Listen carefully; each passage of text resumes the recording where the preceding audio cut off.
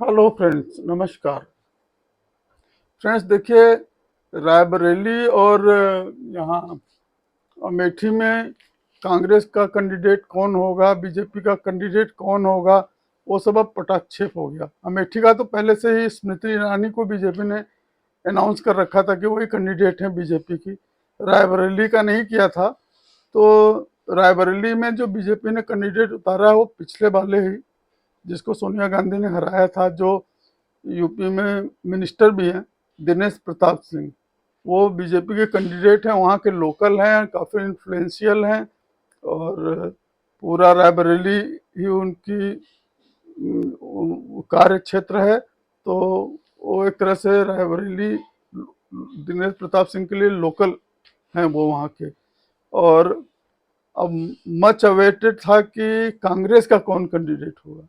तो कांग्रेस ने अमेठी से मिस्टर के एल शर्मा है, जो सोनिया गांधी का कामकाज देखते थे रायबरेली में, उनको उन्होंने अमेठी से स्मृति ईरानी के खिलाफ खड़ा किया हुआ है। और राहुल गांधी रायबरेली से चुनाव लड़ेंगे कांग्रेस के टिकट पे। तो बड़ा लोग कयास लगा रहे थे कि हो सकता है कि रायबरेली से राहुल गांधी लड़ें तो अमेठी से प्रियंका गांधी लड़ेंगी। प्रियंका वाड्रा हैं, गांधी तो जबरदस्ती नाम लगाती हैं वो अपने नाम के आगे।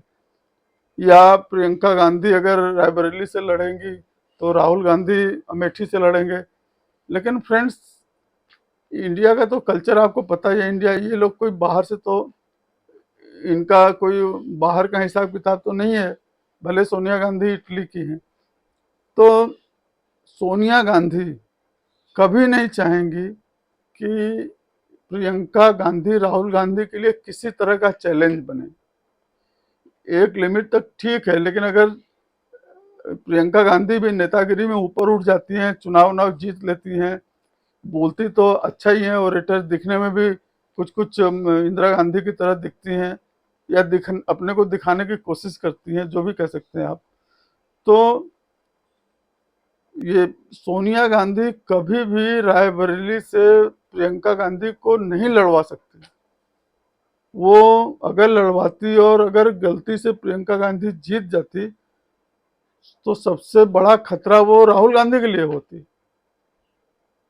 और वो अभी नहीं, लोग कह रहे हैं कि अगर दोनों जगह वायनाड से और रायबरेली से, दोनों जगह से अगर जीत गए राहुल गांधी, तो रायबरेली से हो सकता है कि बाद में प्रियंका गांधी को इलेक्शन लड़ा जाए। तो बिल्कुल नहीं, सोनिया गांधी प्रियंका गांधी को कभी भी इलेक्शन नहीं लड़ने देंगी, उनको कभी भी पार्लियामेंट में नहीं जाने देंगी।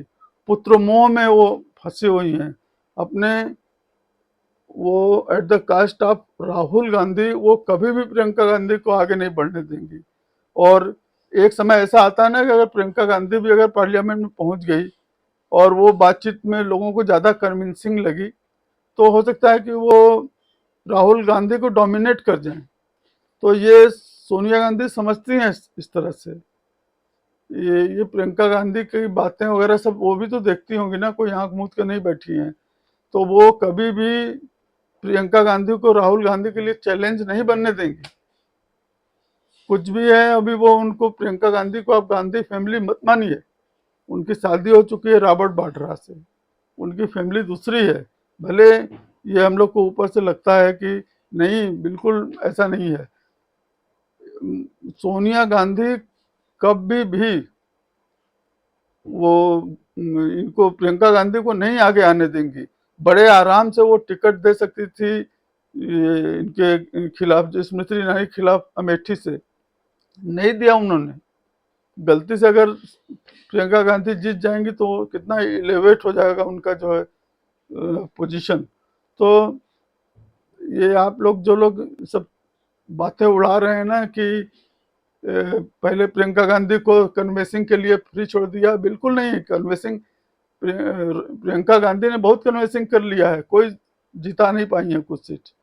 वो जो अमेठी से या रायबरेली से जब भी ये कांग्रेस के गांधी परिवार के लोग जीते हैं, तो वहाँ के लोग इस तरह के हैं।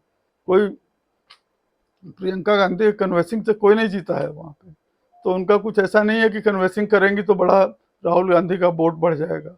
या अमेठी में जो वो शर्मा जी खड़े हैं उनका वोट बढ़ जाएगा, कुछ नहीं होगा।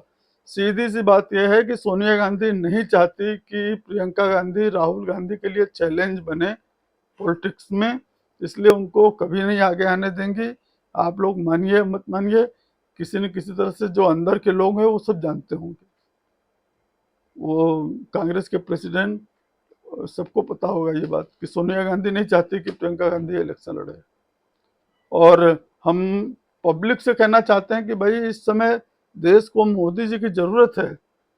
वर्ल्ड में देख रहे हैं किस तरह से क्या क्या चल रहा है। ये सब इन लोग राहुल गांधी के बस की चीज नहीं है। और ये कुछ लोग बेरोजगारी और महंगाई सब बात करते हैं, क्या ये सोचते हैं कि राहुल गांधी अगर आके प्राइम मिनिस्टर बन जाएगा तो सबको 3-3 अपॉइंटमेंट लेटर पकड़ा देगा क्या? लाख लाख रुपए बांटने के बाद अपने जेब से बांटेगा क्या? ये देश को कंगाल करना चाहता है? किस तरह का ये, मतलब राहुल गांधी या कांग्रेस पार्टी इतना डिस्परेट हो चुकी है पावर में आने के लिए कि वो कुछ एट एनी कास्ट, चाहे देश चूल्हे भाड़ में जाए, लेकिन इनको प्रधान में गद्दी पे आना है बस।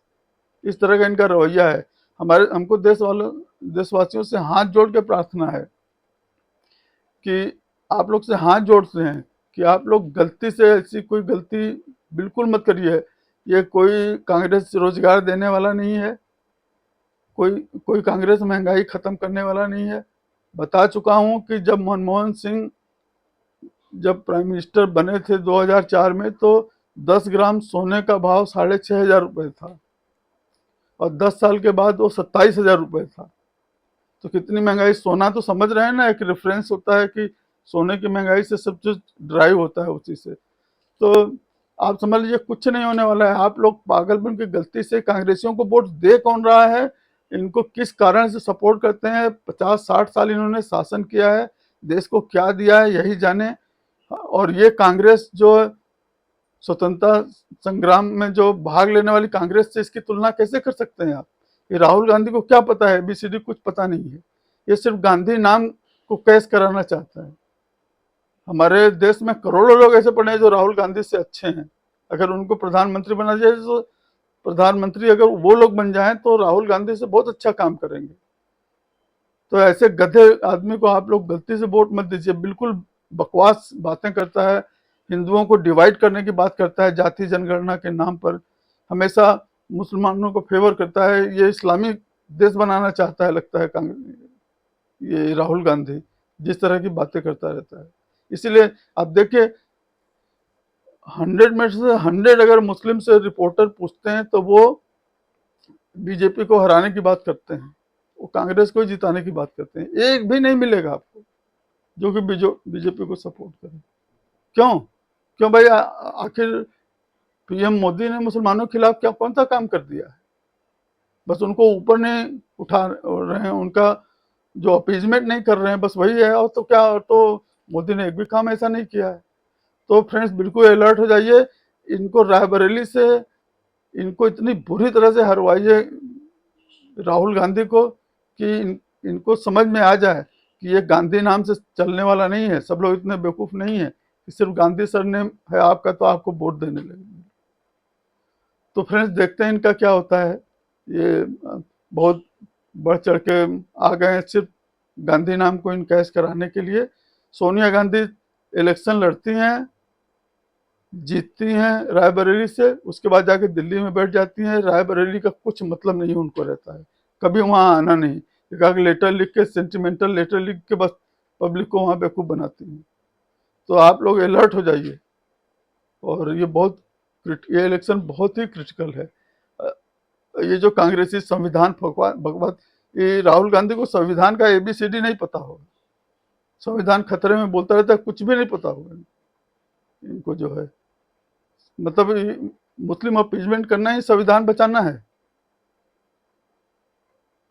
तो सारे लोग से अलर्ट है ये, इनके राहुल गांधी के छलावे में मत आइए। ये हिंदुओं को जाति जनगणना करा के हिंदुओं को आपस में बांटना चाहते हैं।